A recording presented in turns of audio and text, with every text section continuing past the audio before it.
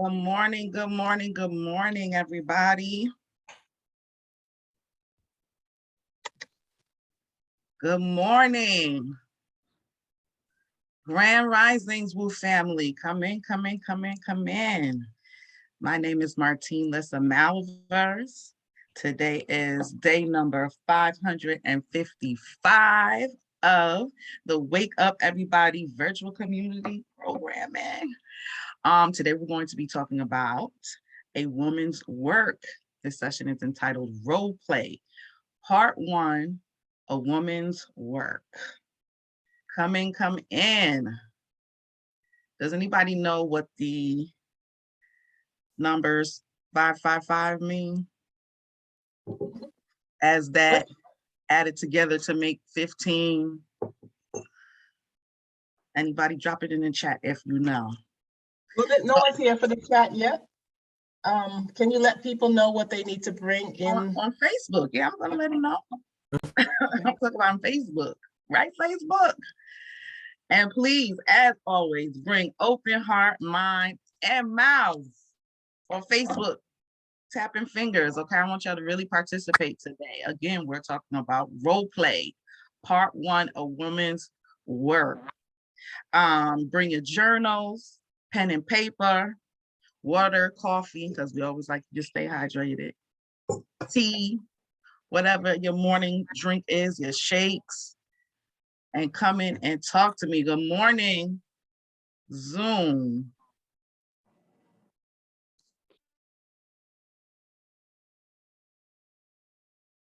Good morning. Who did I see?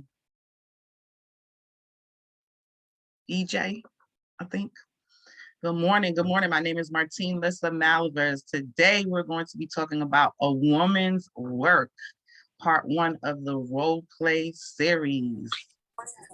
Please bring open heart, open mind, open mouths. Be ready to talk. We're going to talk today. Spirit, bring pen and paper or your journals. We're going to do a little journaling exercise. And Zoom, I was asking Facebook if they know what 555, the significance of the numbers 555. Adam, good morning. Good morning, Martine. How you doing this morning? I'm all right. How are you? You driving? Every day is a good day, Martine. Yes, I'm driving. Ashe. Every day's a good day. Grand Rising. Good morning, Louise. I've been sending you some texts, Martine. Some texts? Through Facebook. Oh, on Messenger. Okay, I'll check. I haven't checked in a while. I've been sick and I've been busy, so. Oh, wow. I hope you get well soon. Thank you. I will check today, all right? Sure thing. Thank you for letting me know. You're welcome, Martine. Good morning, everybody. Come in. My name is Martine Lissa Malivers. Today is day number 555 of Woo. And today we're going to be talking about a woman's work. Part 1 of the role play series. Get your pen and paper, your journals. We're going to do a journal exercise. And bring open heart, open minds, open mouths. I need y'all to participate. Lately in my sessions, y'all been quiet. I have to like coax you. Do my topics scare y'all? Let's talk today, okay?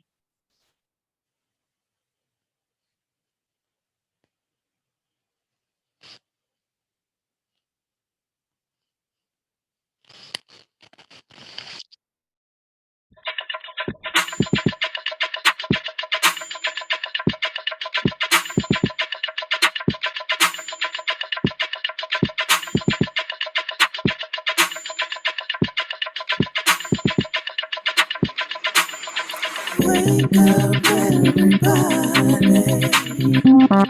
it's time to get up. Wake up everybody, it's time to get up. Stay woke, stay woke, stay woke. It's time to get up. Stay woke, stay woke, stay woke. It's time to get up. We're healing, we're dealing, we're growing. Together, together, releasing. We're teaching, we're moving. Together, together, we're learning, discerning, we're striving. Together, together, we're leading, connecting, transforming. Together, together.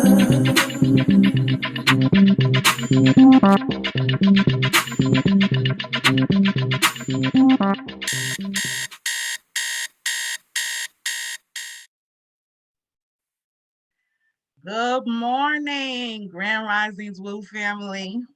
Again, my name is Martine Lissa Malivers, aka the Change Maker. Welcome to day 555 of Wake Up Everybody. Y'all have your pen, paper, journals, something to drink, and come talk to me today. Again, I am a registered nurse. My specialty is research. I work in the Heart Center, one of the hospitals here in Houston. I'm also a child sexual abuse prevention educator. In 2011, I founded a nonprofit called Touch the Rebellion, whose aim is to teach society the prevalence of child sexual abuse in all communities, and also teach preventative measures against it.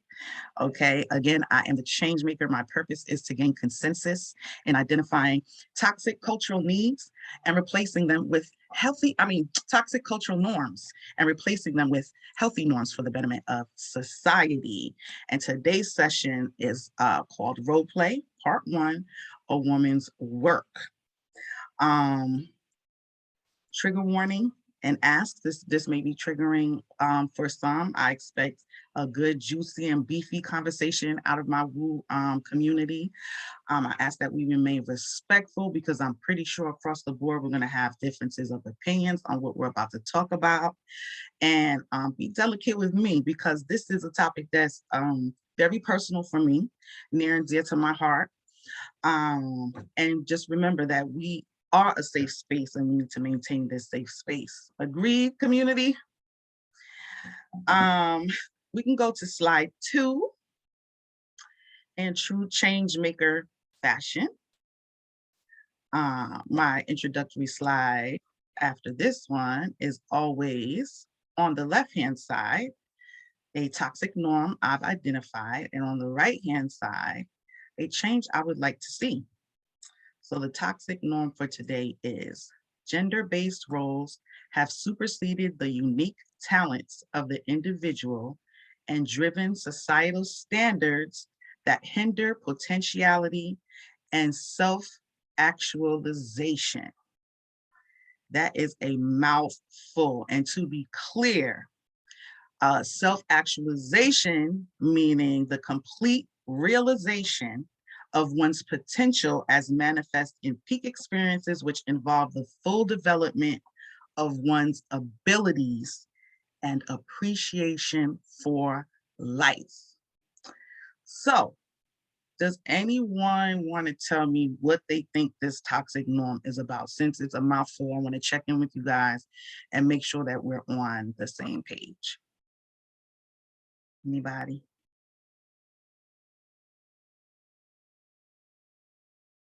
Any hands, Kenyofu? Oh, I'm looking in the chat. Well, there's responses 555. No one else responded to the comments. And people are thinking. I'm going to put the slide back up because like you said, it was a mouthful. I don't have the text to be able to drop it in the chat.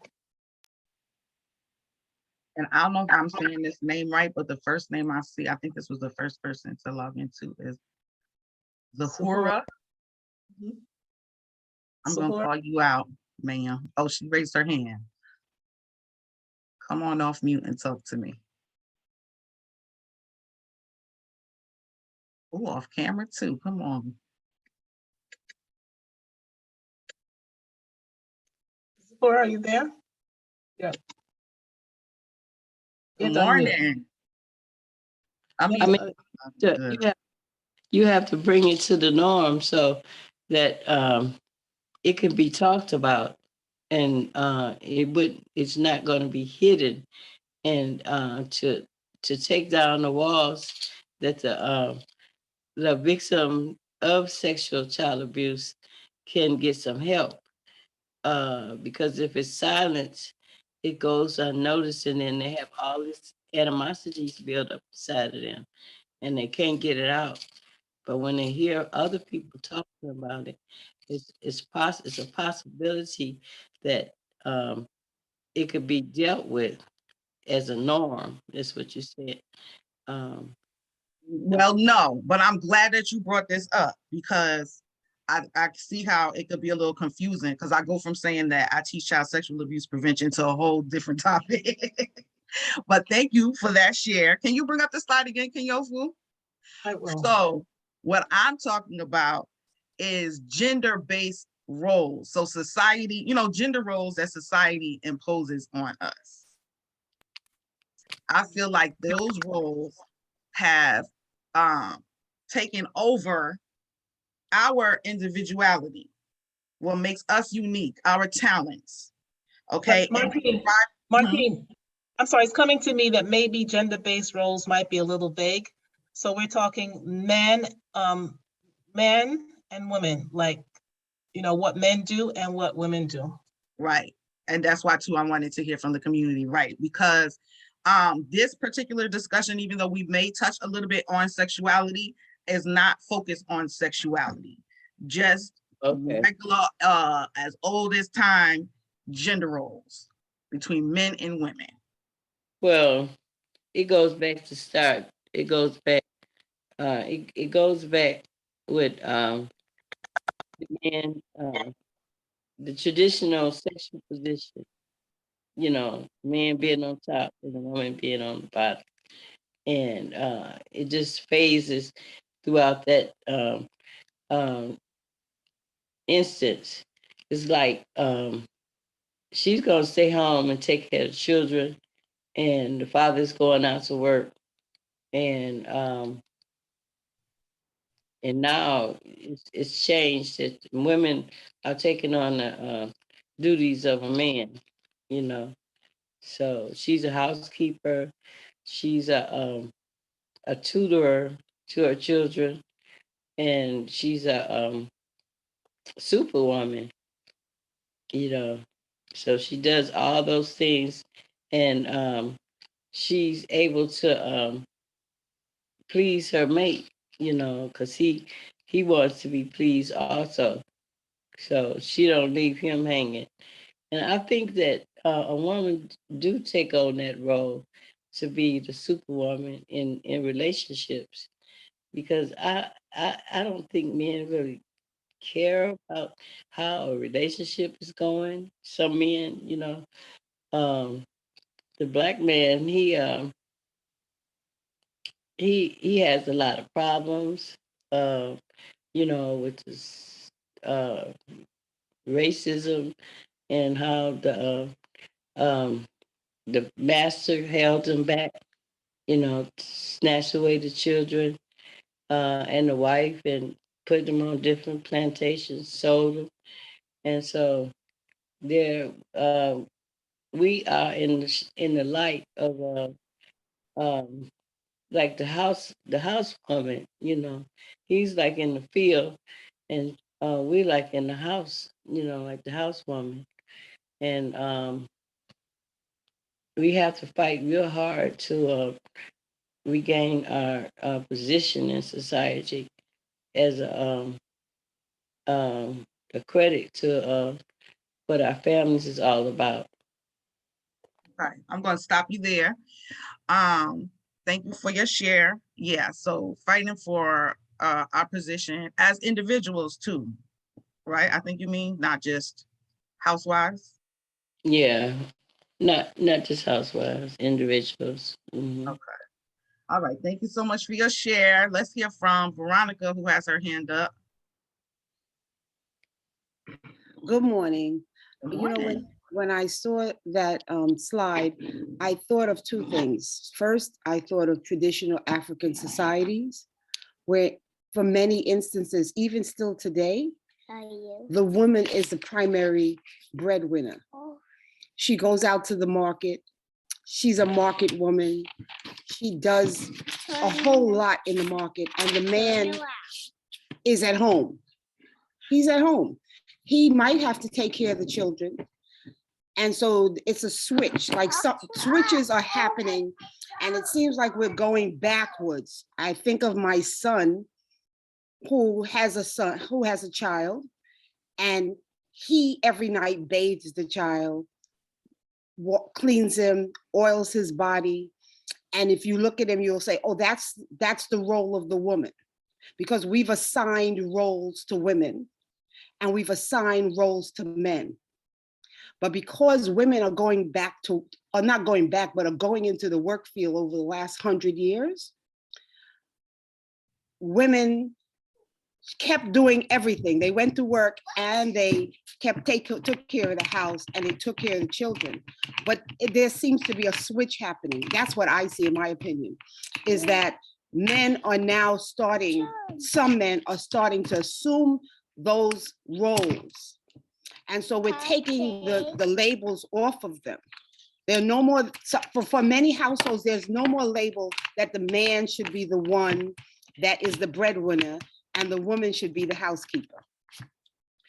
So we see roles in many instances, it's just changing. It's just changing. And we have to either accept it or fight against it. And so we're seeing some men in the society that are fighting against relinquishing their power or the power that they thought they had. And we're also seeing men willingly taking on roles that we have assigned as feminine roles. Is that what that means? That's what I got out of it. Yes, absolutely. And also too, I just want to make clear, because you used the word backwards. Did you just mean going back in time or backwards? We're going back in time. We're going back in time because if we're people of African, if we're African people, we know that those roles, like when you read Melodoma Soma, his first book, he talks about some of the roles of the grandparent and the role of the woman and the role of the men. And they seemed not familiar to me when I read it 20 something years ago. But now as I look at it, it seems like it makes sense. It makes sense that we need to go back to grandparenting, because Melodoma said that there's information that we're supposed to transfer to the children. But we can't transfer it to the children if the children are in a daycare center. But somebody has to take care of them. And so now we're seeing more men assuming the role because they happen to be home and they happen to not have a job. Some of them are fighting against it, but some of them are embracing it. You know, I think about John Carl embracing raising his daughter. Maybe 50 years ago, it wasn't like that. Thank you, I'm complete. A lot of single fathers, absolutely, absolutely. One thing that I do want us to, because I mean, this topic is like this big to me, and I really wanted to go back and have some slides about, you know, ancient gender roles like you're speaking of. But let's keep in mind, let's remember that Africa is a continent, and there are a lot of different countries and cultures there. But yeah, women ran a lot of things in many of those African nations. So absolutely, that is what we're talking about. If you can bring the slide back up, Kenyofu, I want to go about the change I want to see, because I mean, everything for a reason, right? We can sit here and debate roles all day long, but there's certain roles that a woman has to do, right? Like men can't breastfeed, right? Men can't birth. So I don't want to say we're limited in that sense, but, you know, for lack of a better word, limited as men and women to certain roles. But the change that I would like to see is flexibility in roles imposed by society to accommodate for individuality, changing situations, and that reward all and compensate all equally, because as you both said, the roles have been changing. We have made, what a lot of people look at as progress. You have the women's liberation movement, right? But some people also look at those things as things that have broken down families.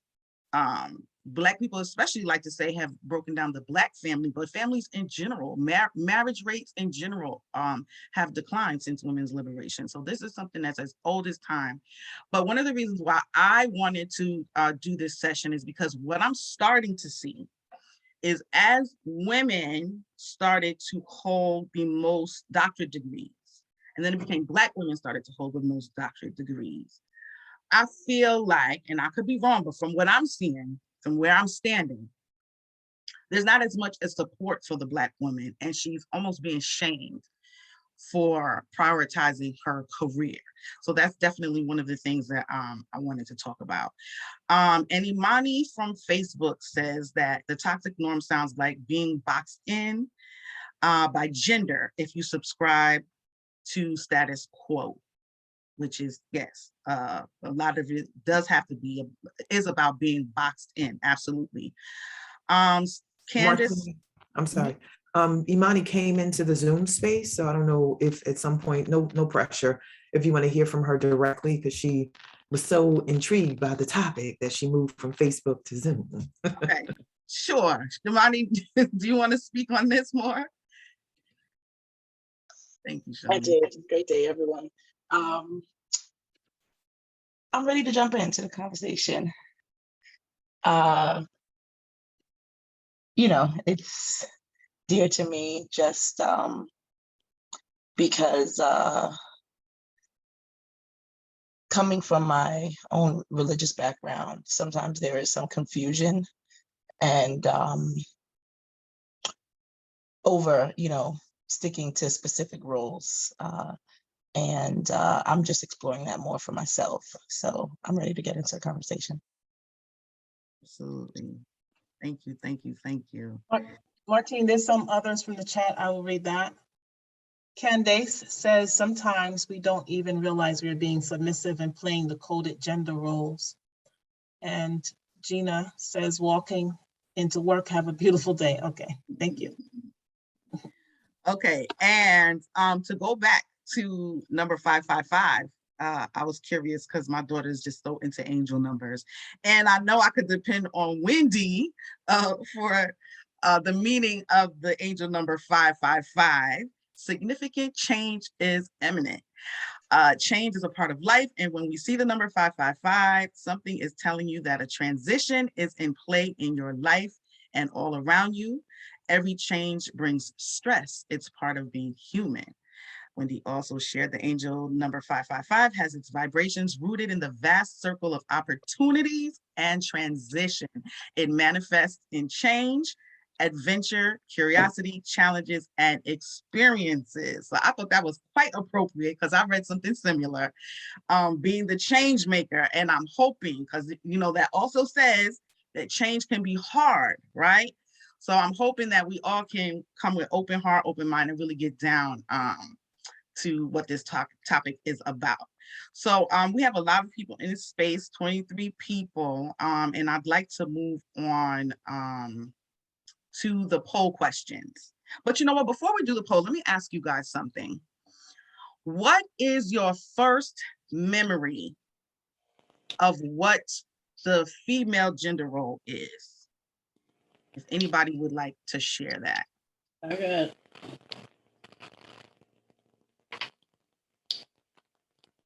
Anybody? I'll go first.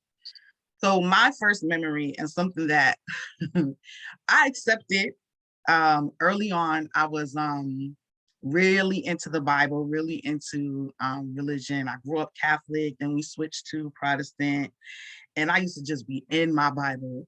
And as I came into my teenage years and just watching the families around me, especially growing up Caribbean, I kind of started to have like a chip on my shoulder for how men treated women. And I so my first reference, right, was Adam and Eve, and the woman coming from the rib, and the woman, having to be the helpmate. So that's my first memory. So Zahara, am I saying your name correctly? You can come off mute and tell us what your first memory is.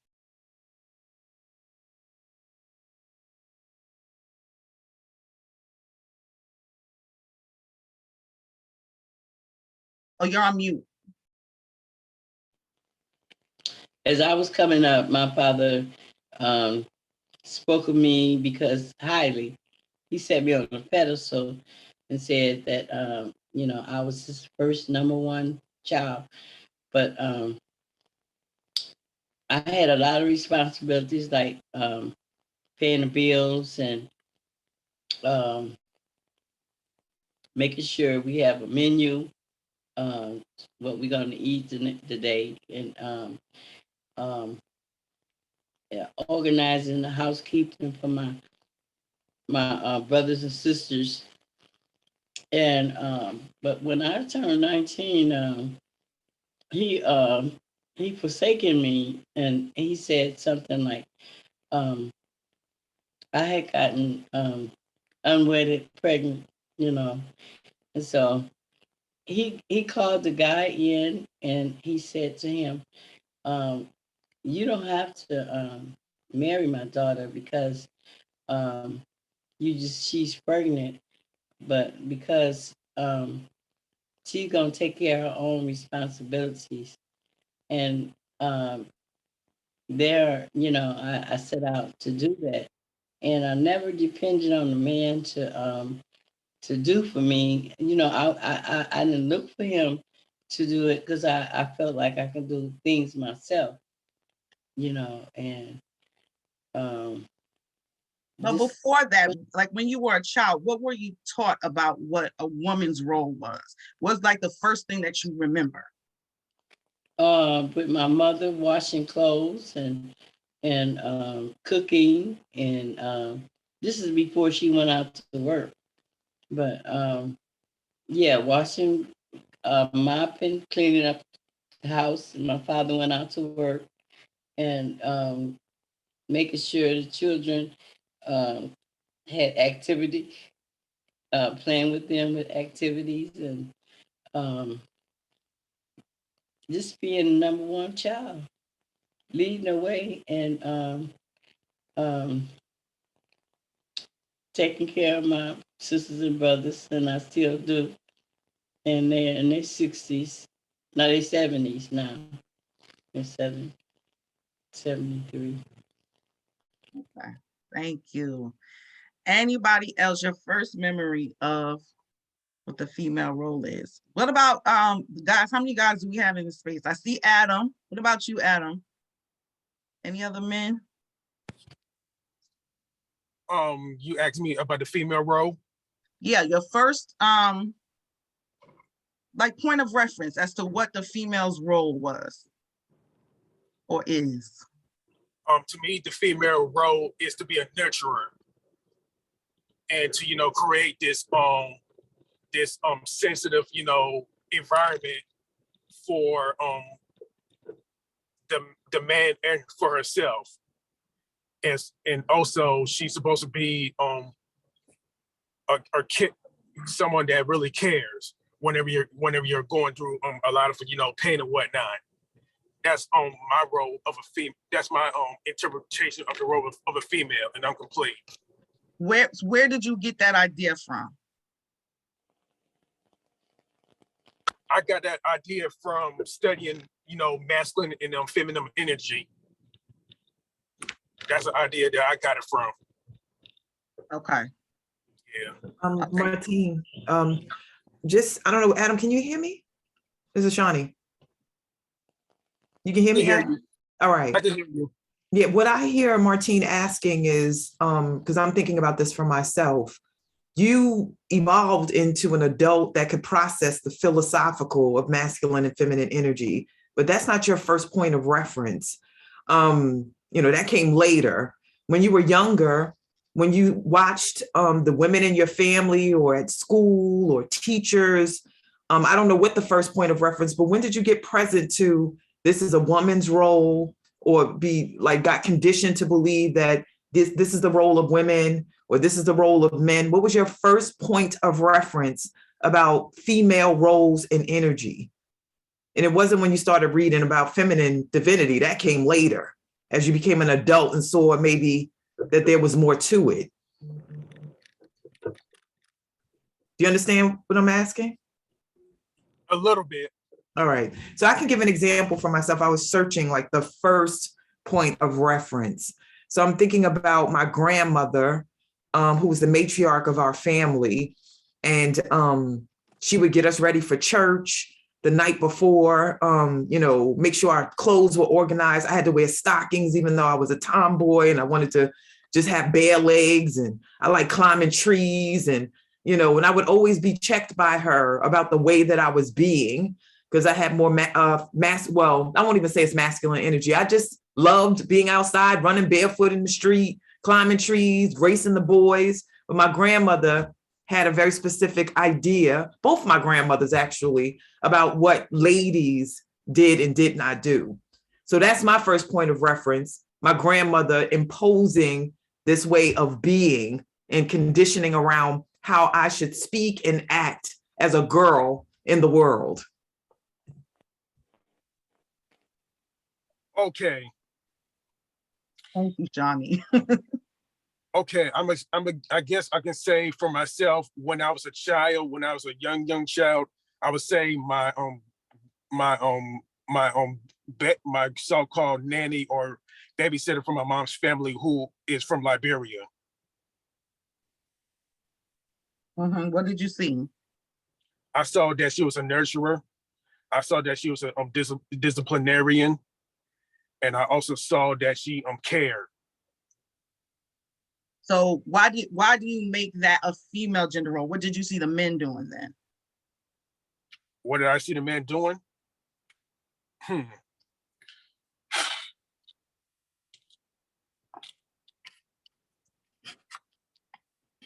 mean the man in my life? That you would make that you would say now that that's something that was a female role.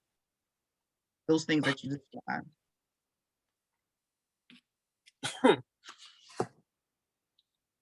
Shoot, I would say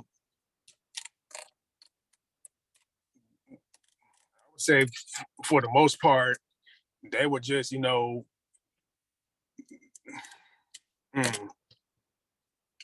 to think about it a little bit? Yeah, I want to think about it. Okay. Because Aaliyah has had her hand up. I don't know if she's still there. If you still want to say something, Aaliyah, and then we can hear from Robin. Sure.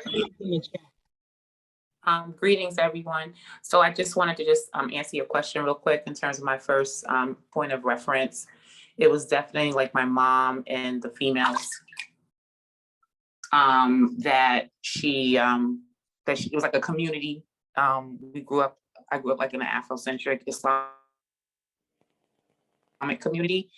And so I saw the women cooking, the women cleaning, the women having the babies. But what I took from that was that everything had to stop, right? So there were a lot of educated women, a lot of women that were working. But as soon as the kids came into play, well, you gotta drop out of school, stop getting your PhD, stop working on your master's, take a step back. Like, so that was my first point of reference, like the women nurturers, disciplinarians. But if they were doing things for them, they had to stop and take on that, I guess, that role that, that Adam and the other sisters in the space spoke about. And I'm complete. Thank you. Thank you.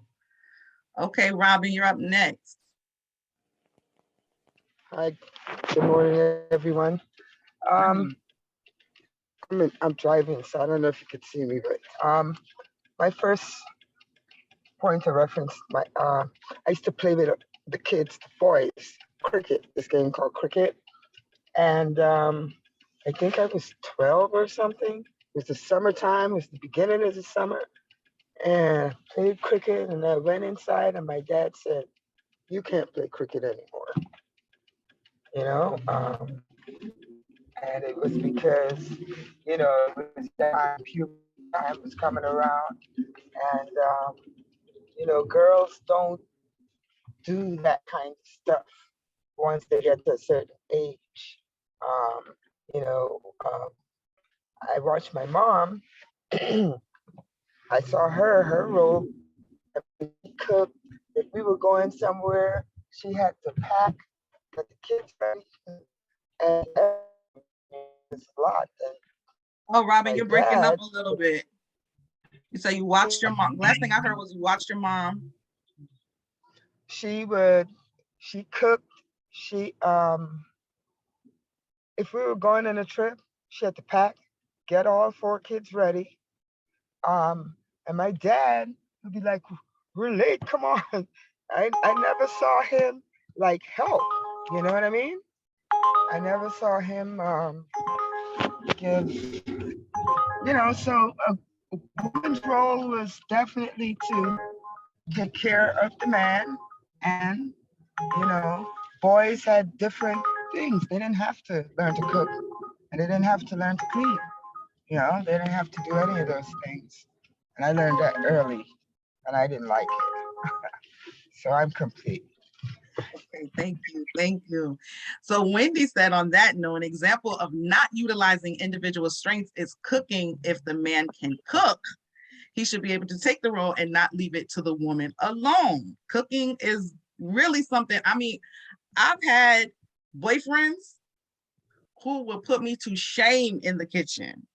And it's like, okay, well, if that's the case, you should cook. But no, they felt like they shouldn't cook. I should cook just because I was a woman and they were a man. So that was perfect. Candace says women cook and clean. I just watched, yes, I know. I just want to because keep staying on topic. I want to read it for you is what I'm saying. Oh no, I can read it. Women cook and clean. I just watched my grandmom taking care of my granddad as if he were a king, right? The woman cooks, she brings the plate, she sets the table, she makes sure that he has the biggest piece of meat. So, okay, Dr. Kennebrew, I see you have your hand up. Yes, greetings, everyone. I guess my experience, my earliest memories are a little different. It was just me, my mother and father. And what I saw, I'll share what I saw was a partnership. And so my mother cooked breakfast for her father every day, but my father cooked dinner, and I just saw it as a partnership. And so I knew there were roles, but I didn't think they would as gendered. I thought my mother was better at breakfast and my father was better at dinner. My father, when he had a business, he would count his money at night. He brought the money in and we sat around and counted it. That was how I thought, so I saw it was just more tailored to what your strengths were. And I remember my mother, one of the earliest memories my mother told me, people would always say, "Oh, she's so cute, she's so pretty, whatever." And my mother used to tell me, "You're not going to be prom queen forever. And so you need to figure out some other stuff to do." And that was that shaped how I was, it shaped how I viewed things. And I just viewed it as whoever's best at what they are doing. And people who were raised differently, why aren't you teaching her how to wash dishes and jump into her role? But that's not what they taught me. My father taught me how to change a tire. He taught me how to put water in the furnace. He taught me how to manage the house, not from the cooking and cleaning, but what could go wrong so I wouldn't get ripped off, that kind of thing. So, I'm complete. Okay, I actually have a similar experience. My dad worked 12 hours a day, 6 days a week, right? But it was always no, and my mom worked part-time. She worked 4 hours, 5 days a week. sometimes less than 5 days a week. But it was always understood that the housework, they always say a woman's work is never done. So my father would help out as much as he could, especially on the weekends when he was home. He would even do our hair sometimes. So that also is not my experience. But I did notice a huge difference between my household and other households, again, especially growing up being Caribbean. So what about you, Dr. Kennedy? Did you notice that your household was a little different? Yeah, I noticed it was a little different. Early on, as my father was establishing his business, my mother worked. She's a nurse, so she worked in the evening. And I remember us taking her to work, and then we would go get ice cream, and then we would hang out, and that was that. Like it wasn't. But other parents, other families on our block, it was more relegated. And people would say things like, oh, you're just spoiling her. She's not going to be good for any man. Right. So no man is going to want her because she won't stay in her lane, kind of thing. And that, but that's how we were. And again, I could have been because I was only child, I don't know. But there wasn't that. I remember telling my father, I wish I was a boy. And I got this from other people. And he was like, why? I said, because somebody told me boys could do anything. And he's like, you could do anything. And I'm like, oh, okay. So that was whatever okay, then I could do anything. And that's how it was. And it was a little bit different than even my, some of my not my family members per se, but the neighbors, the neighbors. Same. I have a similar experience. My mama. I can't, good morning, everybody. I'm just joining, but I'm jumping right in. Wow. I have to talk about not in the home that I grew up in, because that was so long ago, girl, I can't even remember. All I remember my father always telling me is get your education. Make sure you get your education. He was a stickler about that. I do remember. It was me and my two brothers. I'm the middle child between two males. So I was responsible for making sure their clothes were ironed, but all of us had to wash dishes. All of us had work to do around the house, even though the boys usually walked the dogs, because we had at least 2 dogs throughout.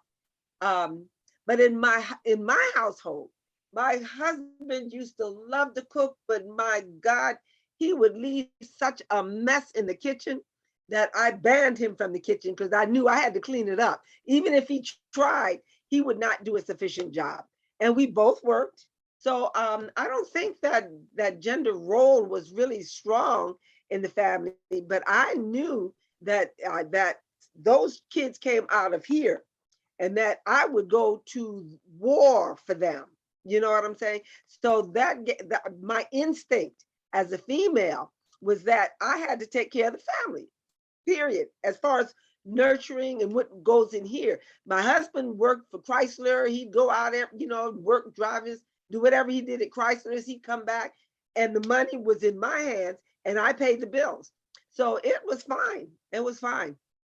For me, there weren't no strong gender roles, just my instinct as a woman that, these are my kids and this is my house and it's going to be my way. Okay. And I'm complete, honey. Thank you for sharing. If we don't have any more hands, you want to help me out with the chat? And then we can move on to the poll questions. 27 of y'all in here, please answer my poll questions. And answer them honestly. What it is for yourself, your opinion.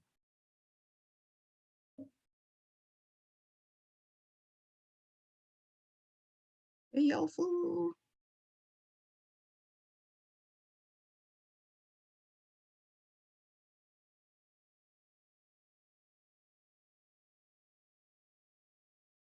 Hey, yo, food, you here? Wait a minute, what happened? All right, let's carry on, Martine. Maybe something's happening with her tech. Okay. So I just wanted to make sure. Anything coming in from Facebook, Shawnee? Yeah, I placed some of the shares in, but those were earlier. From Facebook, Kaisha said, I talked to my grandmother about taking over the financial responsibility for my grandfather during their marriage. She told me she led where he was not able to. I always looked at my grandfather as the lead of the family, so I had the same standard for my ex-husband. I couldn't understand why he couldn't lead in every role. It was, hold on one second. It was until my grandmother told me her story when I began to release a little pressure off of some areas in my relationship. At that time, it was 16 years of a power struggle in my relationship before I began to relax and let him lead in areas where he was strong. And then Wendy P said, I saw my female cousin doing inside household chores and her brother cleaning the yard. So, I'm curious about this whole piece about expecting, Martine, that if you're a particular gender, that you should know X, Y, and Z. When I think about my former husband and myself, like nobody taught me how to balance a budget or how to manage a household. I mean, I watched, but some stuff you can't get through osmosis. Some stuff you actually have to be sat down and taught how to do it. So I was a wife at 19 and didn't know how to negotiate money. I'm like, all I know is when the checks come in, I'm going to get what I want to get. And I didn't want to give my former husband my check. I'm like, why I got to give you my money? So it was a failure from the start. It was doomed.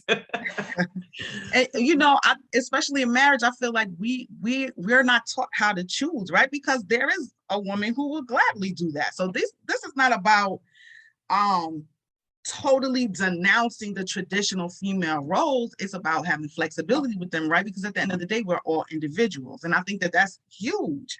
And a lot of marriages fail because they don't talk about those things. And I feel like a lot of women, they may even want to fulfill the traditional roles, right? When they first get married, they're doing all the cooking and doing all this. And then it kind of wears off, right? That honeymoon phase is over. Maybe you've evolved as an individual. Now there's other career choices that you may have. We were never taught how to manage that or to even address that when dating. So that's part of it. Zakia says, my paternal grandparents had traditional roles. My maternal grandparents both worked and my grandmother took care of the house. Both my parents worked and both did things in the house. So we're seeing like a lot of mixture amongst what everybody's saying. And you already you have a hand up. Yeah. You have a hand up. Sister, yeah. Sister, unmute yourself. Good morning. Blessed morning. Blessed morning. So, okay, hold on. Let me see if I put on this thing. Is it on? Yes. Okay. Okay. So, working in a daycare for years, I found it very fascinating to watch the children and what the type of things that they would pick up. I worked with 4-year-olds and 3-year-olds. I would watch what they would pick up to play with. You have the kitchen area, you have the block area, you have the like the social area that has the dolls, the different types of dolls, like just different things. And the boys would go to the kitchen area. They like to play in the kitchen area too. They were enjoying cooking and dressing up and all those type of things. They enjoyed it so much. However, it was clear that most of the girls would be the one to gravitate to the kitchen, and the boys would go toward the blocks. It would go the other way too. It would go the other way. So I think it's, these things are naturally, somewhat fluid, but there's a part of it that's like innate. Like the intuition is like, oh, I want to do this. It's just what is watching them in their natural, pick what they want to play with naturally, because we don't say you have to go over there and you have to go over there and play. No, it's, go where you want to play and do what you want to do. And even sometimes the boys would put on some of because there'll be the dress up, the stuff, like the hats and the police officer hats and dresses and aprons and things like that they could play and dress up. Occasionally, sometimes the boys would put some of that stuff on, and then they would look and laugh at themselves and go, ew, ew, and then they would take it off and laugh, and then they would go, play something else. Or the girls, so I think naturally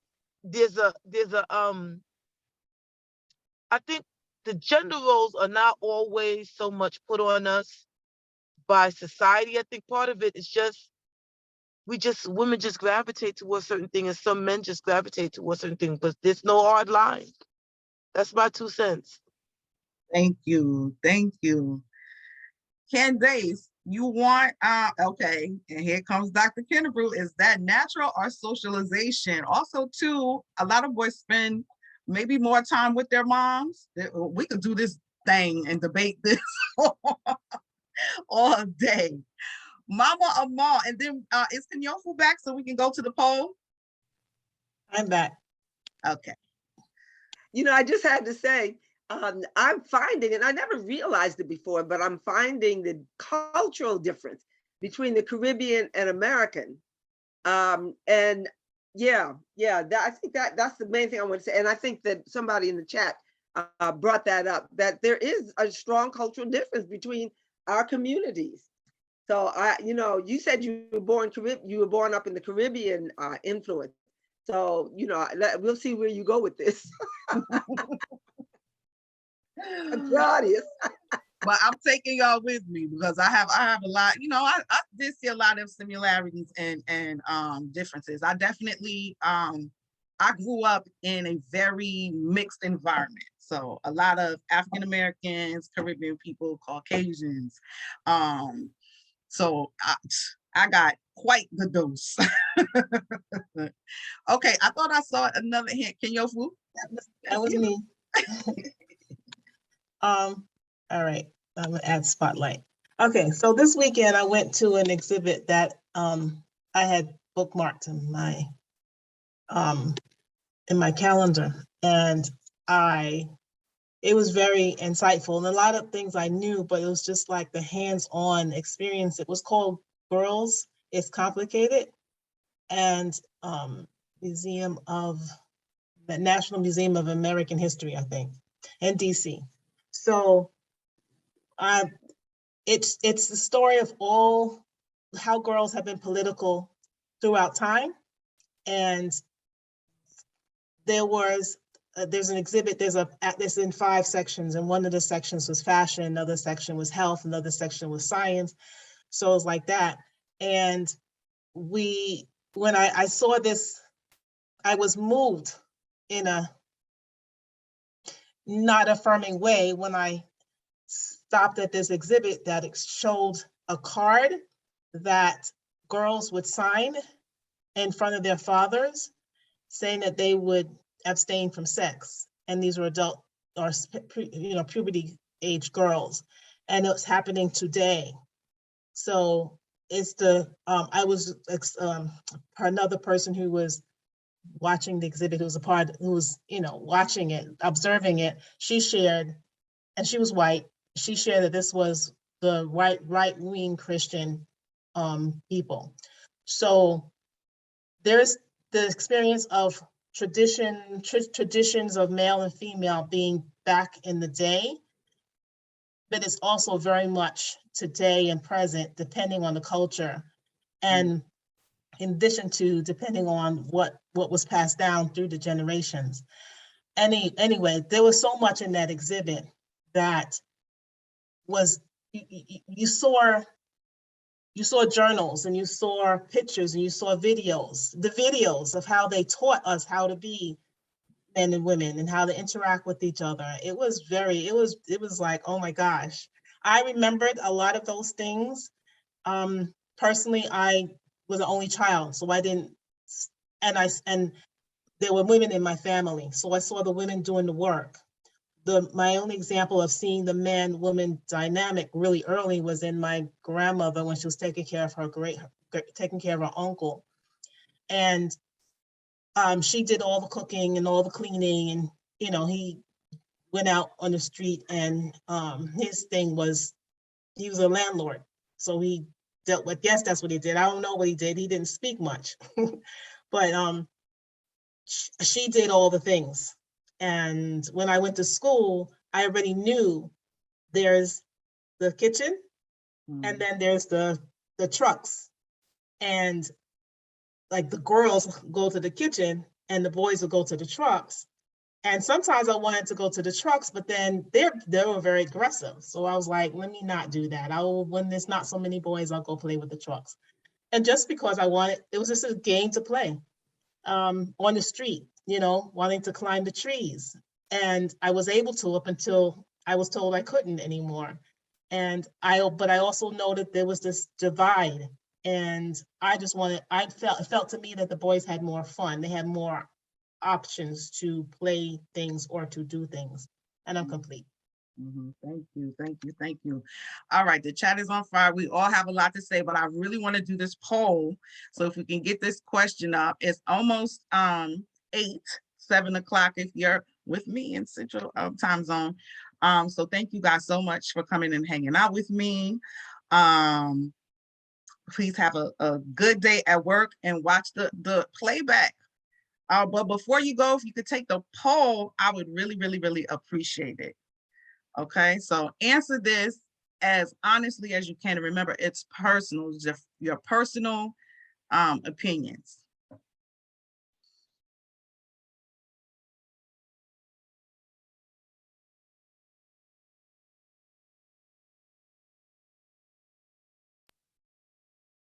Martine. Yeah. Number 2, you're only giving us 2 choices. I mean, and so for me, it doesn't matter who makes the plate. Oh, you know what? You're right. Oh, we have other I submitted this to Kenyofu with no. You know what? Everything for I a was reason. thinking the same thing. Like that doesn't. Whoever's hungry, whoever's plate it is should fix their plate. So That's if you feel, because I mean we all know where we're going with this, right? So if you feel like it's whoever's choose men. Okay. Okay. I got you. You know what I'm saying? Yeah. I got you.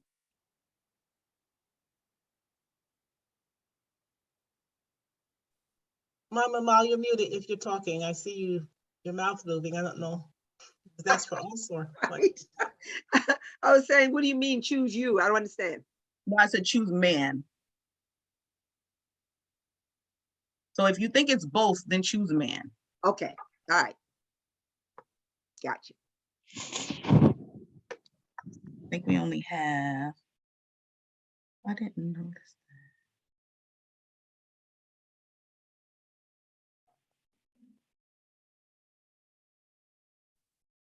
Okay, they're being populated now. So we have 6 to 25, 9 to 25.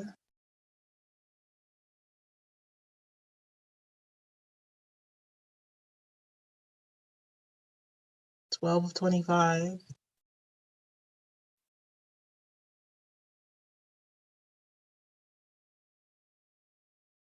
So only almost at 50%.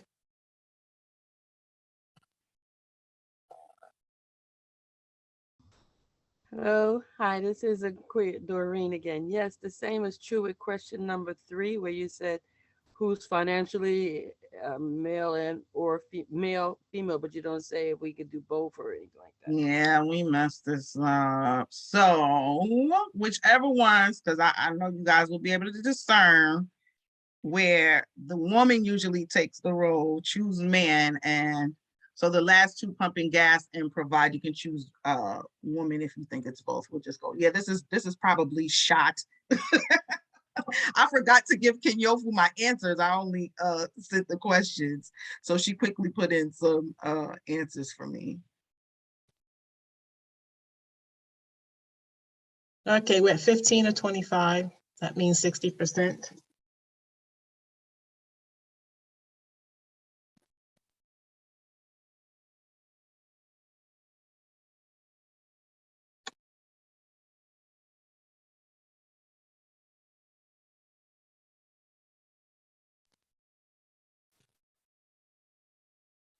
$17. When do you think we should cap it at I 68%? think we can cap it because we're not really going to get because of the error. I apologize. Okay, I'll end it. I think everybody sees the points to my questions. Is there anybody in the space who is brave enough to say that they subscribe to traditional gender roles and they think it is a woman's place to make the plate, a man's place to pump the gas and to provide? Anybody?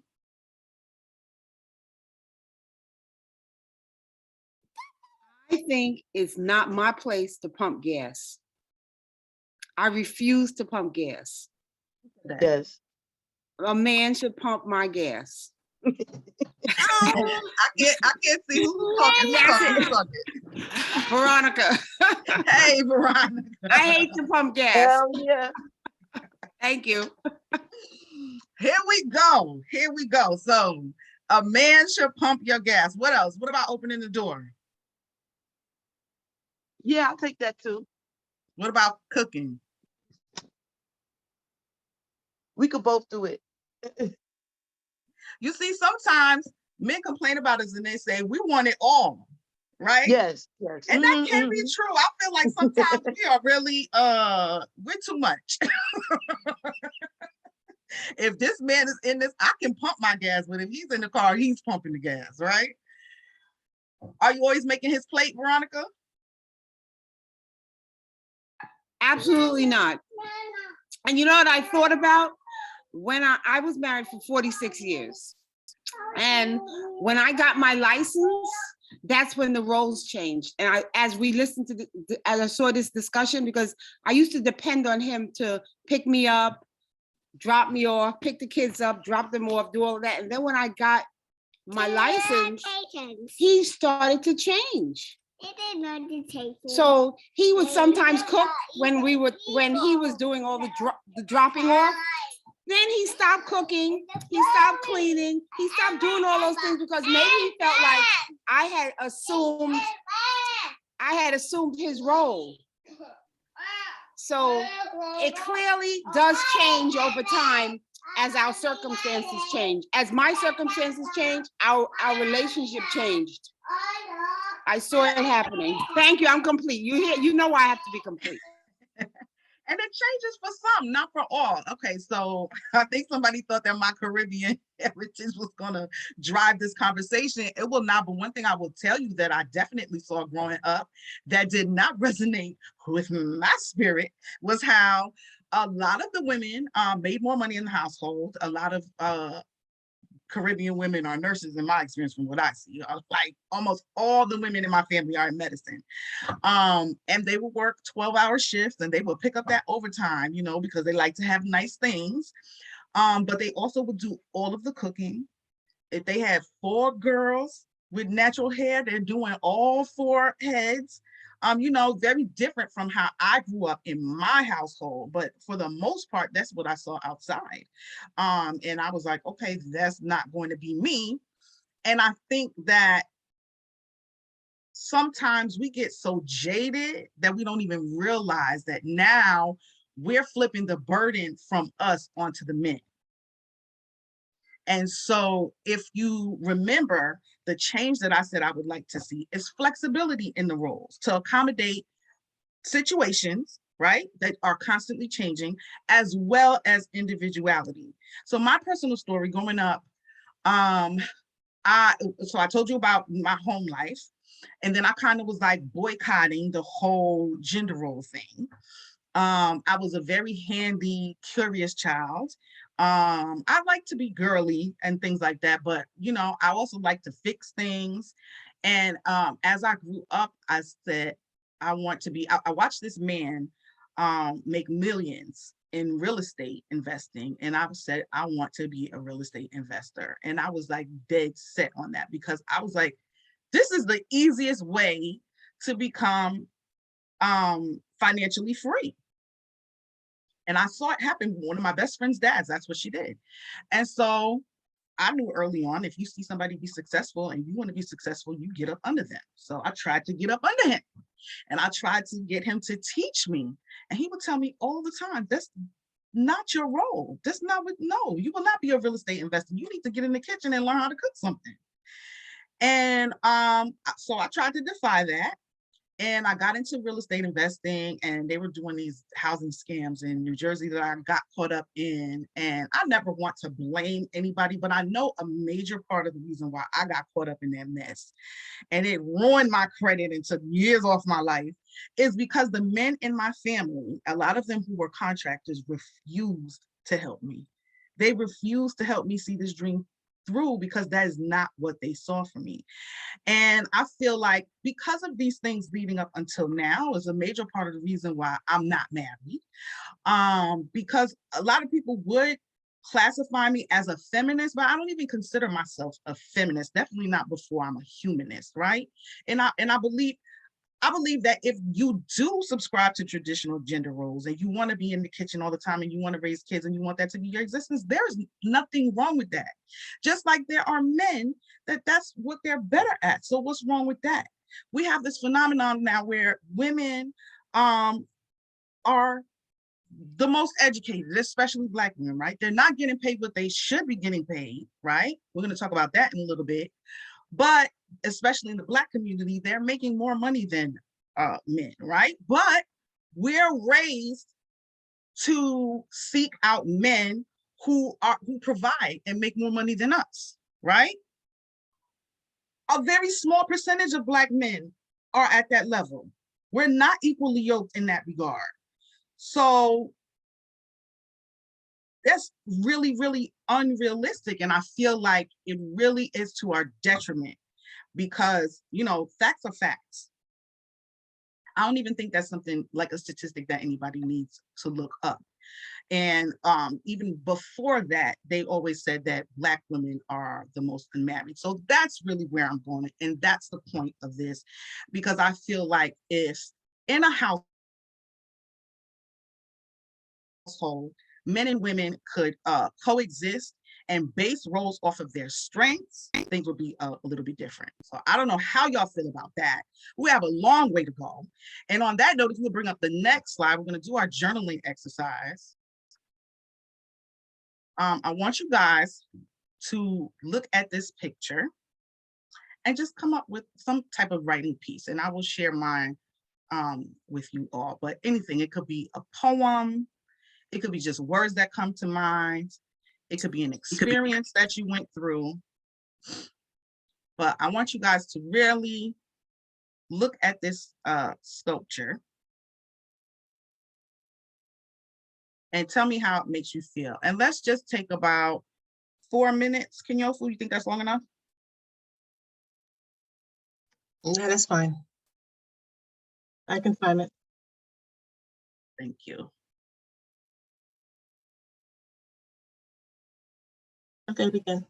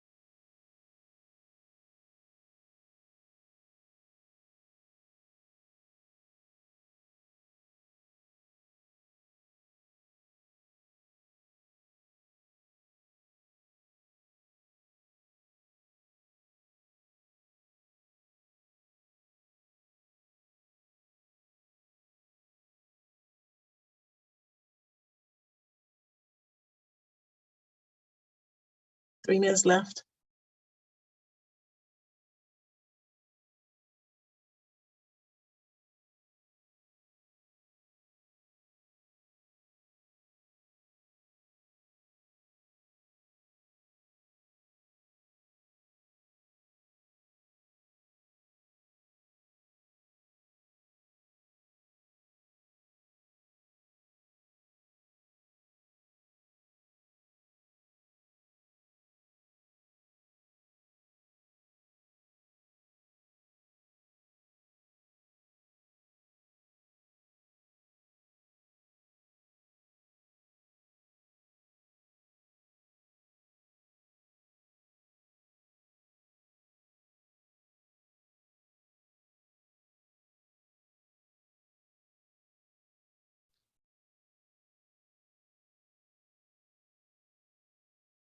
Two minutes.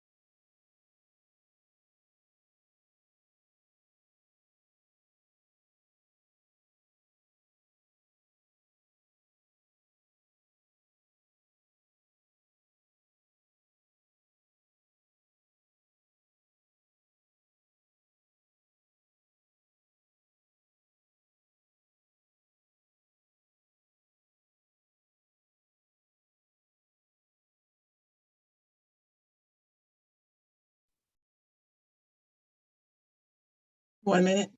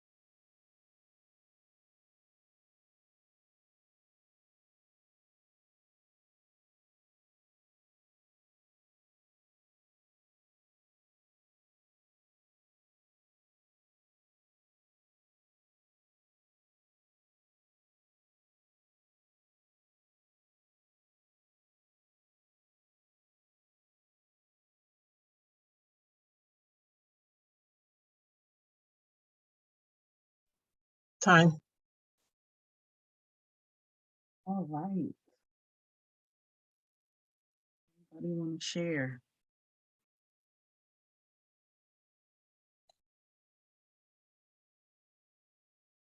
I mean, what this brought up for you? Anybody. So I can start with the chat and now, so Adam says that picture explains that she's finding out the hard way when she doesn't have anyone to work with her. Consequently, her arrogance and her attitude scared folks away to where she on her own. That's what I got out of it. Zakia says, I can't write about that sculpture. It's overwhelmingly depressing.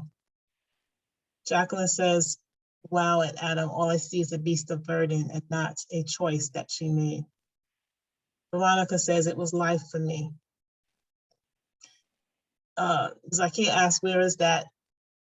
I had asked the same thing when I saw it earlier. Martine doesn't know. And okay, that Jacqueline says, Z, as soon as I saw it, I thought to myself, that's BS. Jacqueline wants to knock the sculpture down. Taisha from Facebook says, at first I thought it was the weight of the world, but I took a closer look and it's the responsibility of her household on her back. So Laura has her hand up. Yeah, greetings everyone. Thank you for this class this morning. And what that sculpture brought back to mind is going to Haiti and seeing women carrying the load from the market until they were bended over. So it's like it's really sad for me. But what I wrote is, woman, the burden bearer of the land, carrying all the load from sun up to sundown and bended back, never a time to stand up straight, never a time to rest, called upon to take care of everyone. Woman, Mother Earth, I hear your scream. I am tired. I need rest. I need to heal from these years of repression and suppression. I demand my freedom. I'm complete. Thank you. Thank you, sis. You know, I want to address a word that Adam brought into the space, and I don't know. I only read a few comments, but it sounds like we're not feeling Adam. But Adam, can you come off mute? You brought the word arrogance into the space. Can you, before I comment on that, I want to make sure I fully understand you. I mean, what I got out of that picture to me is that she felt like she could do it by herself without anybody's help. And what I saw in that picture is selfishness, in my opinion. That is how I feel about it. And when you and every time that I look at that picture, it just remind me of the folks who had a selfish attitude, who have this arrogance where they can do it by themselves, and they have this individualism that really stick to them. So I think the universe is trying to teach them otherwise, that you need somebody that can help you. That's why that picture of all of the stuff on her back is, you know, all this stuff that's on her back is just showing her that you need help, that you need somebody that can, you know, work with you, instead of, you know, you doing it by yourself and taking on the world. That's how I got out of it. Okay, thank you. Thank you for your courage too in this space to be saying that, because Chad, they getting at you in the chat. Now, let me tell you, one thing I will say, first of all, this is a piece of art, and we all have regardless of what an artist puts forth or what his meaning of the art was, right? That's all part of art. That's why I never could really get into art, because I always was like, I want to know what the artist meant though, right? But art is meant to be interpreted, right? And we all, because of our individuality, because of our different experiences, will interpret things differently. One thing that I have to say is, you know, Zakia asked, do you really think it's a choice, Anna? It's not always a choice, but sometimes it is. I know I watched my mom, who I just described, my dad, who would even do hair, say whatever my father's efforts were, they were not adequate. They were not up to her standards. So sometimes she would not accept the help. And she would end up feeling overwhelmed when she did have help. Sometimes we don't ask for help. Sometimes we take on, you know, the narrative that we're supposed to be strong and superwomen, right? But we're human at the end of the day. So I don't know about anybody else, but I received that, Adam. I'm going to marinate on it. I don't totally agree with it, but I do respect your experience and your perspective, and I can agree to a point. Absolutely. Exactly. So thank you. You're welcome. Jacqueline. Good morning. I'm sorry I'm not coming on camera. I'm in my bed. Right. Yeah, Adam had asked the question, and I asked him to ask that of the women in the space. And when I saw the statue, it immediately angered me. And the reason I was angered is because I've thought about us being put into that position in this country, especially through chattel slavery, and how the men were often sold and removed and had been going from places. But the women and children were sold too. But we were expected to carry the burden, and that moved into when slavery was so much, I should say, transitioned and not abolished.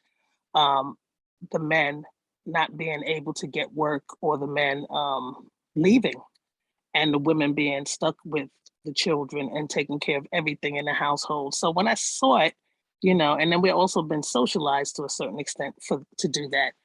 I was very angry about it, and I was like, who put that thing up there. I hope it was a woman who created that statue and not a man, because I'm looking at it from this toxic masculinity thing. And when Adam said what he said, I was like, oh no, do men really believe that this is what we want and that we choose this? I was like, what? Are you serious? But I mean, yeah, I guess it's some women are that controlling, and they take on a lot of responsibilities, and they are not satisfied with how their partner addresses certain things, so they take over control. But I'm still seeing that as a historical thing, as something that was imposed.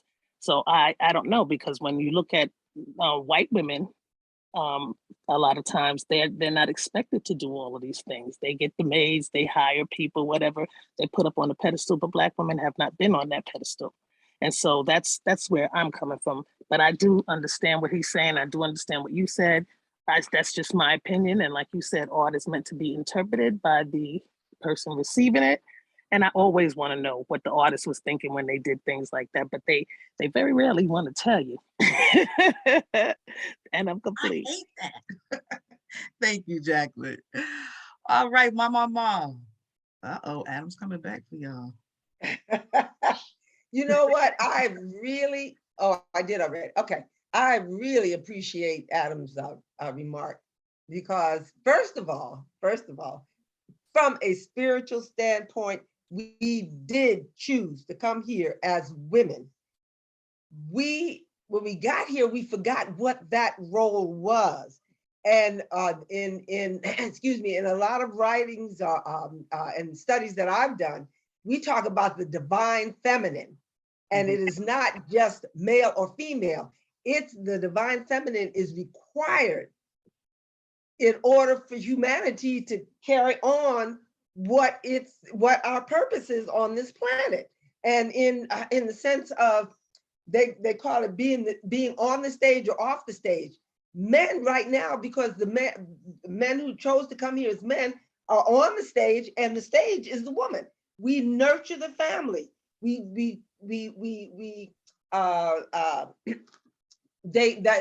analogy is seed and soil. We're the soil, and the seed is our children and the men in our lives.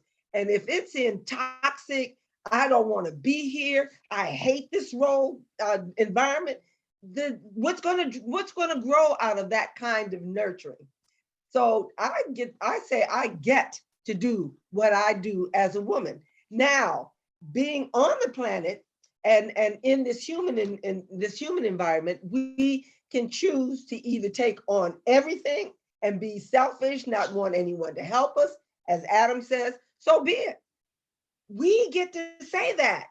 And in the mirroring conversation, that's what's mirrored back to us. And so, to complain about being in a female role, I didn't choose this. Yes, you did. I'm sorry. You chose to come here, and you chose to come here as a Black woman. And to say that white women were put on the pedestal, you should talk to some white women, honey. There's no pedestal there, honey. They caught hell just like everybody else, or they're catching hell like everybody else. They're just more demure about it. They'll sit back and maybe not say anything. Black women, you know what I'm saying? Get that hip roll, that head rolling, and say what's on their mind. White women will just sit back and just be whatever. But that's my comment. All right. Thank you for I just want to respond to that. I'm not saying that that's what the role of white women is. That's what historically you see. You've been seen on TV, in the area I grew up in a blue collar area, which was predominantly white. None of the white women went to work. None of them. My mother worked. And so did all the Black women in the neighborhood I know, and it wasn't a lot of us. So that's what I saw. So I'm not saying that's what it is. Yeah, they didn't have, they had the choice to work. They didn't have any more than what we had, obviously, but actually we had 2 income households and they only had 1. But they chose to be stay-at-home moms and to cook and clean and do all of that kind of stuff, and very happy to do it. Black women, on the other hand, where I came from, we moved from one area where Black women dominated the households. The men were doing whatever. And so when we moved into that neighborhood, it was weird to see that.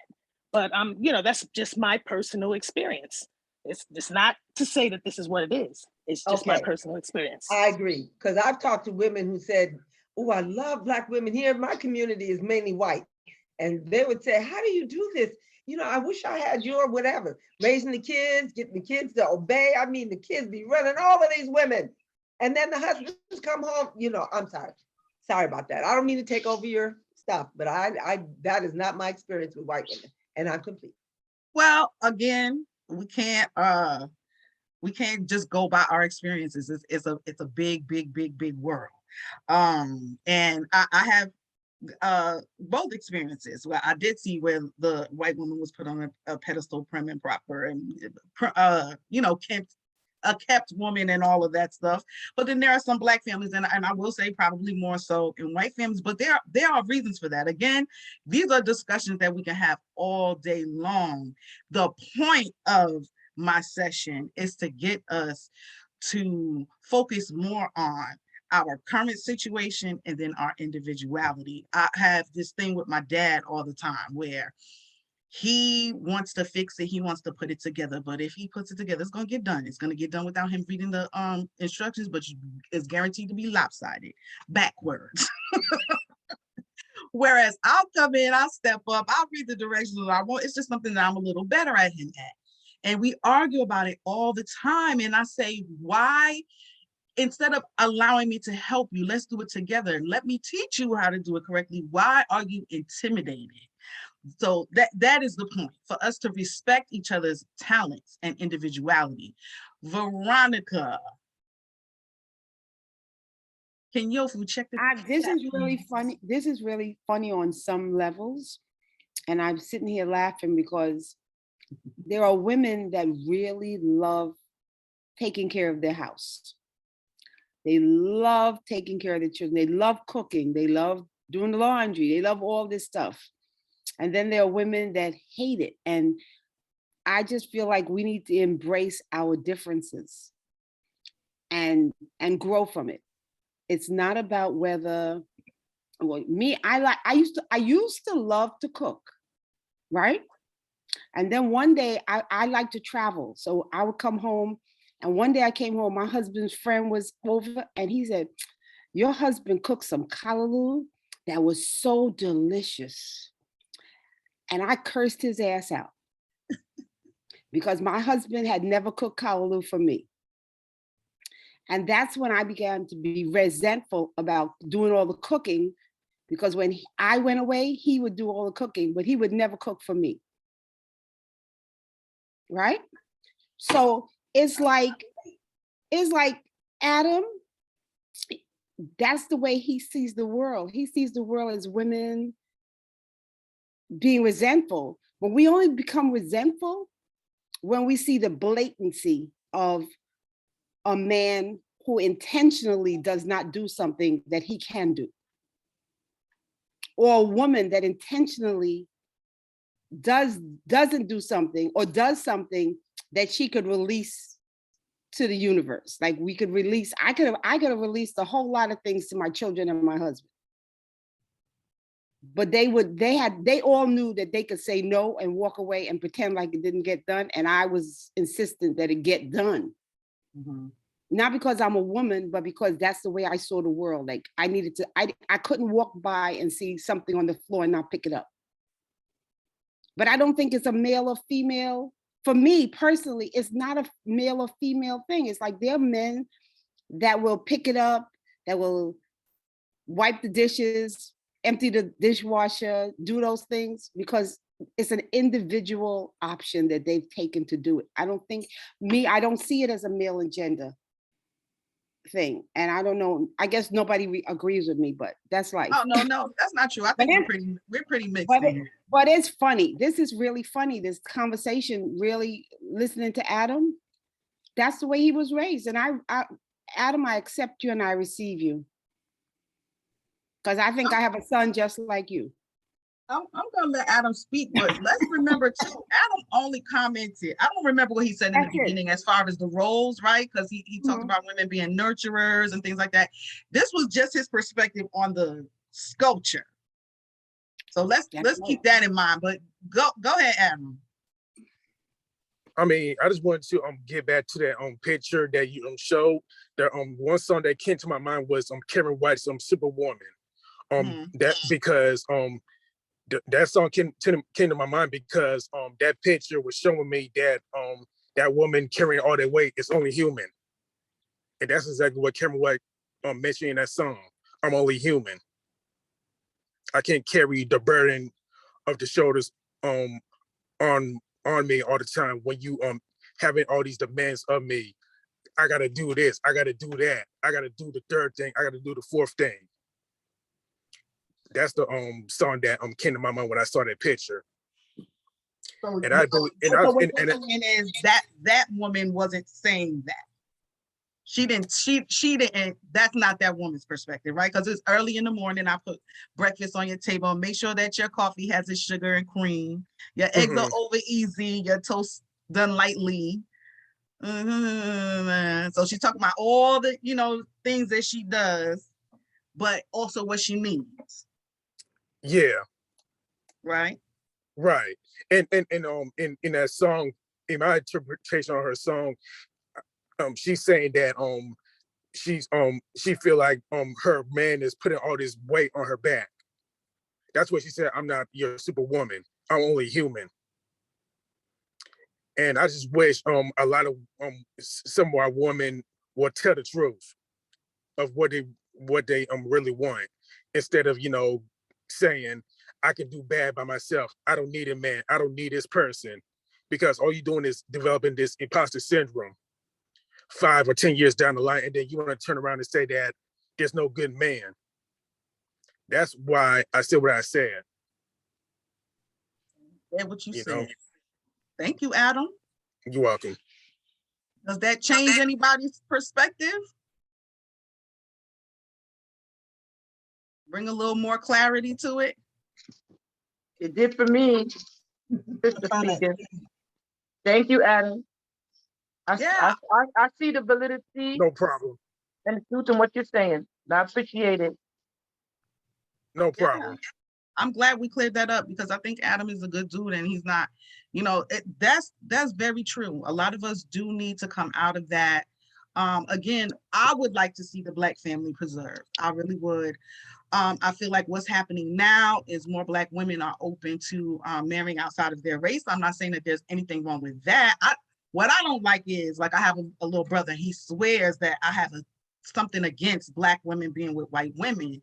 What I do have against is when you only choose white women, even though that's your choice, but that's still how I feel, in my opinion. Like, he doesn't get that that's what my issue with him is. So, I love the Black family. I want to preserve the Black family. I want to preserve marriage in general. Again, this is not just a Black and white problem. I work in the anesthesiology department. I feel like my job is very good at getting people in. It's not as diverse as it should be, but it's pretty diverse. We have 3 female anesthesiologists out of like maybe 8. Which I think is huge. One of them is a young African woman. One of them is a middle-aged white woman, and one of them is an older Puerto Rican woman. And I asked them about their challenges getting to where they were, and if they feel like they would be anesthesiologists if they were born in like the 50s and 60s. And we're not going to be able to get into my other slides, but I had a slide on gender roles and how they've evolved from the 50s to the 90s, right? And it's talking about how women were limited to the house. They were not treated fairly. Women had to get the right to vote and all of this stuff. And then up until now, where sometimes they even take on what would normally be men's roles, but not because of a need, because they're fighting for rights, which is why I will always say that I'm not a feminist, because things to me, it has to make sense. I'm a feminist because I'm a humanist. You understand what I'm saying? But I don't feel like I should go above and beyond because of I want that to be because of my strengths. I want to go to college because I want to go to college. If I choose to be a housewife, I want to be a housewife, So those ideals are not always aligned with the feminist movement. So these women said that they absolutely do believe that they would not have succeeded. One of the women, the older Puerto Rican woman, she told me about how hard it was for her. She told me that she had to wear pantyhose and skirts because that was mandated at a time when she didn't want to. But the thing that I want to say that I found different with the Puerto Rican woman and the white woman. The white woman is the anesthesiologist. Her husband is a lawyer. The Puerto Rican woman, she's divorced, but she was married and she went through medical school with her husband, who was also a lawyer. I don't know what nationality he was, but they both were supported. They both said that, and I was surprised by the Puerto Rican woman. And she did say that it probably just, her reality is different than the average Puerto Rican person, but they both said that they were supported. They had the white woman had nannies. The white woman has help from her parents. Nobody frowns upon her. Her husband makes jokes that she makes more money than anything. And the young Black woman has a totally different perspective. She has trouble dating.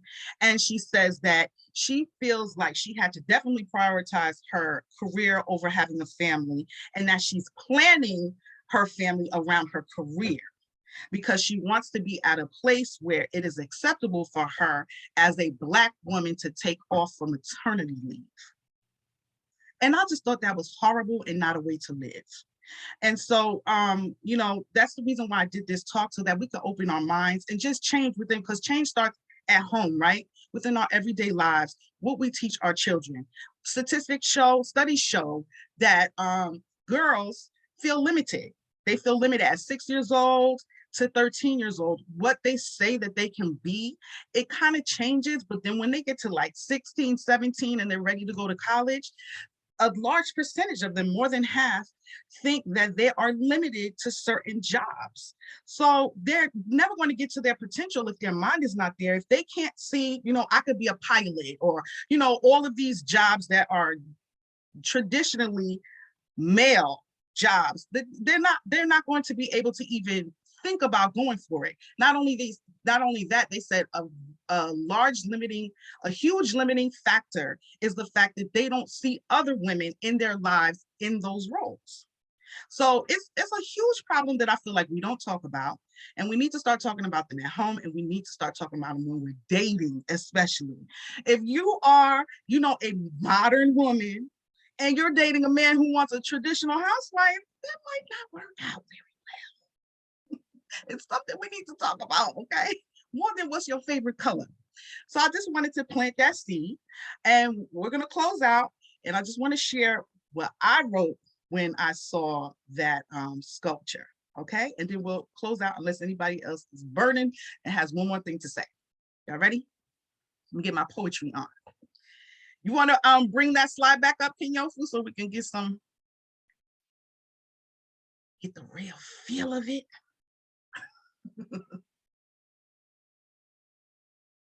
And as always, thank y'all for hanging out with me.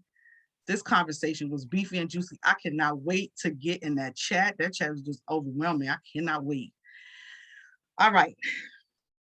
You'll bear my children, care for my children, limited to the kitchen by societal impositions. We got to eat, right? I'll go get the bacon and you cook it. I'll get dirty doing so and you'll wash my clothes.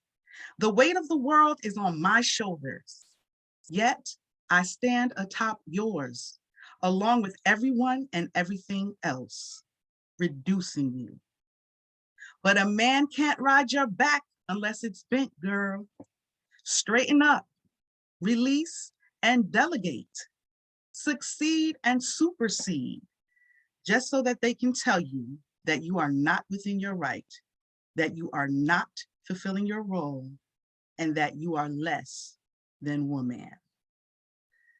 That is what I leave you with, my wonderful Woo community.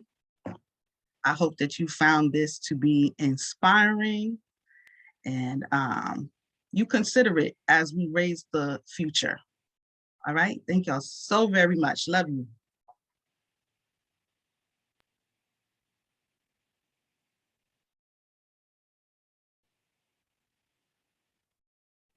All righty, I have no special offer. This is my offer to you, all right? Run with it. But if you want to contact me for whatever reason, especially if you want a free parent pack on teaching your children about child sexual abuse prevention and yourselves too, how to start the conversation, you can contact me. Phone number 713-929-9971. Facebook is touch.the-rebellion, and my email address is info.touchtherebellion@gmail.com.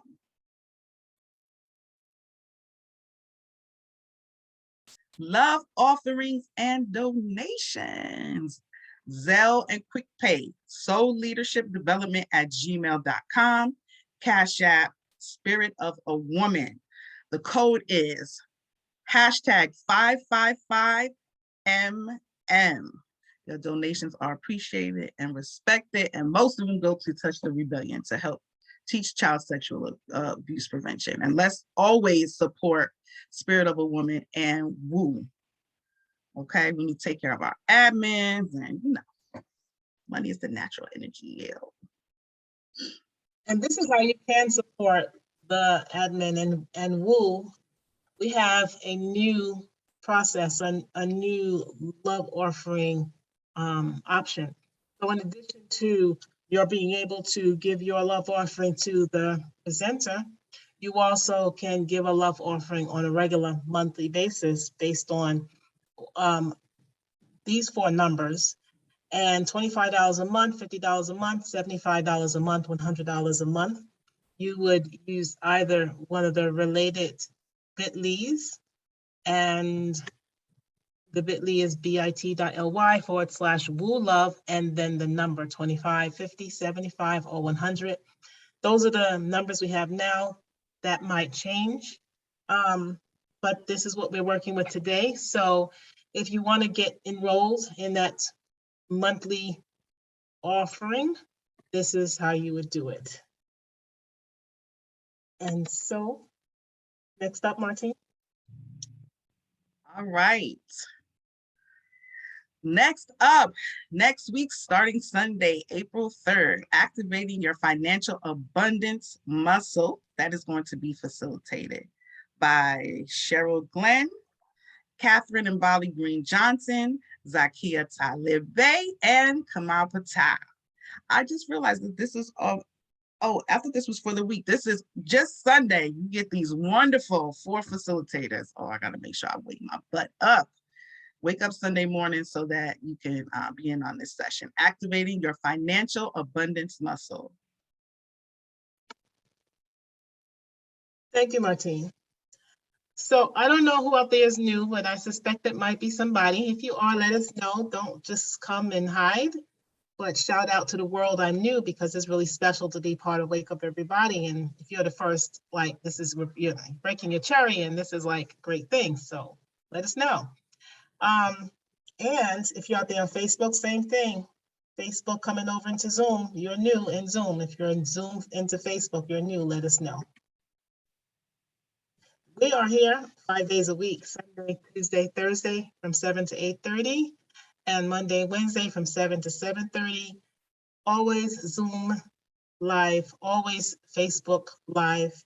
And if you would like to receive text alerts every day to say that we are on and wake up, get your butt in here, this is what you would do. Open up your text, type in 74121, 74121 in the telephone number section, and Woo Nation in the comment section, and press send. That's it.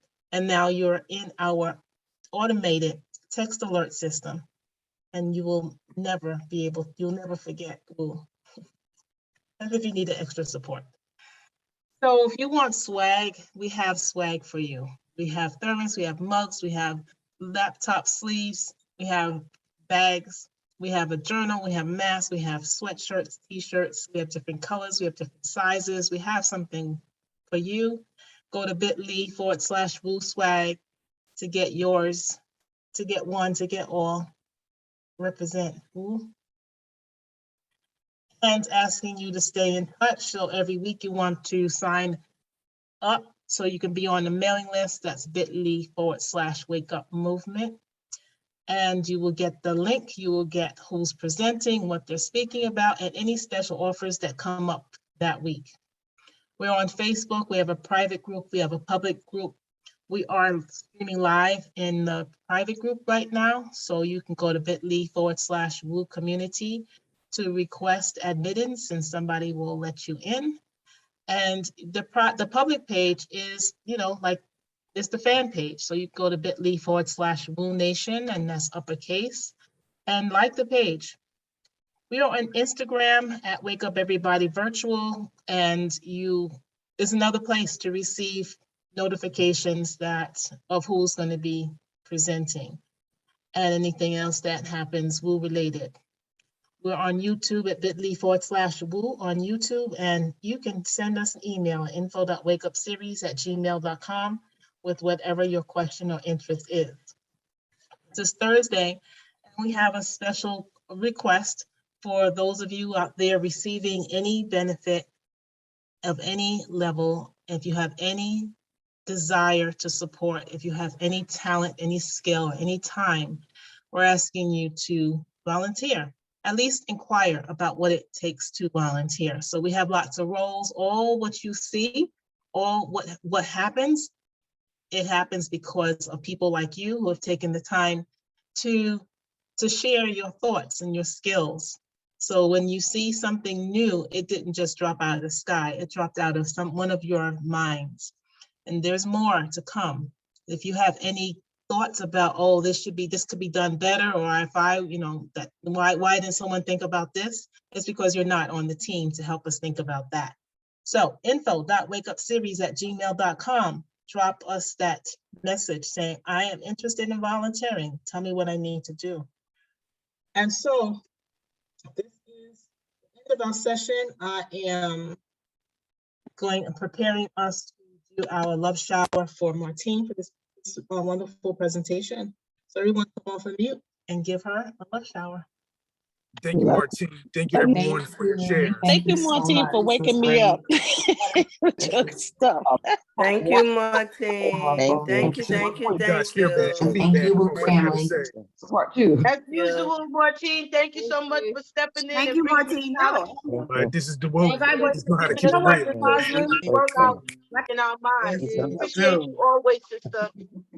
Peace and blessing, family. Love y'all. Let's move forward, everybody. Stay tuned for part Have 2, a great y'all. day. Love you. Have a good day. My birthday's tomorrow. I know I didn't ask in advance, but I will be 63 tomorrow on April Fool's Day. Happy birthday, Doreen. Feel free. Happy birthday, beautiful. Happy birthday. Enjoy. I'm gonna throw a cake at you, Doreen. Rock that house, rock it, child. Thank you. Have a good Birthday day. love. Thank you. Thank Let's you. make a rain for Doreen. Thank you. Yeah. Thank you.